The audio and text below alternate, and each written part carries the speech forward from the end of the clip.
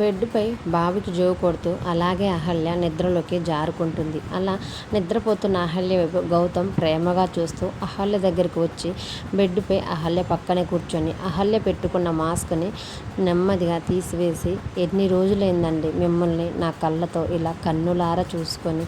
మీరు ఇంటి నుంచి వెళ్ళిపోయిన దగ్గర నుంచి నేను ఎంత బాధపడ్డానో, మీ గురించి ఎంతలా వెతికానో నాకు మాత్రమే తెలుసండి.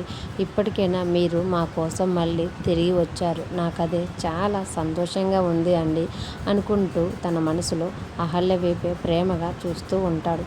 అప్పుడే అహల్య నిద్రలో కొద్దిగా మెసిన్నట్లు ఉండేసరికి వెంటనే గౌతమ్ అక్కడి నుంచి లేచి వచ్చి సోఫాలో కూర్చొని మళ్ళీ నిద్రపోతున్న అహల్య వైపు అలాగే చూస్తూ ఉంటాడు.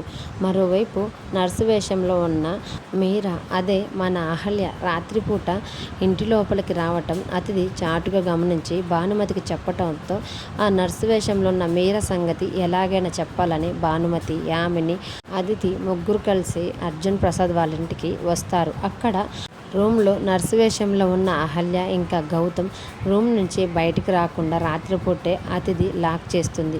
అది చూసిన యామిని, వెంటనే మనం ఈ లాక్ని తీసివేసేయాలి, అర్జున్ ప్రసాద్ రాకముందే మనం ఈ పని చెయ్యాలని యామిని అక్కడికి వెళ్ళి డోర్ని అన్లాక్ చేసే ప్రయత్నం చేస్తూ ఉంటుంది. అప్పుడు అతిథి మాత్రం మనసులో అనుకుంటూ ఉంటుంది, ఈరోజు చెప్తా ఆ నర్సు సంగతి, ఎంత ధైర్యం ఉంటే నన్నే కొడుతుంది అది.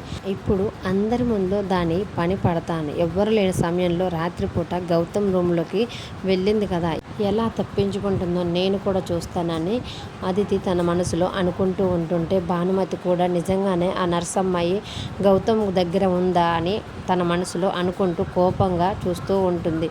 యామిని గౌతమ్ వాళ్ళ రూమ్ని అన్లాక్ చేయడానికి ఆ డోర్ దగ్గరకు వచ్చి చెక్ చేస్తూ ఉంటుంది. మరి అప్కమింగ్ ప్రోమోలో రూమ్లో ఉన్న డాక్టర్ వేషంలో మీరా, అదే అహల్యని గౌతమ్ ఎలా సేవ్ చేస్తాడు, యామిని అదితి కుట్ర నుంచి అహల్యని గౌతమ్ ఎలా తప్పిస్తాడనేది అప్కమింగ్ ప్రోమోలో చూద్దాం. వీడియో నచ్చితే ప్లీజ్ లైక్ చేసి మన ఛానల్ని సబ్స్క్రైబ్ చేసుకోండి. Thanks for watching.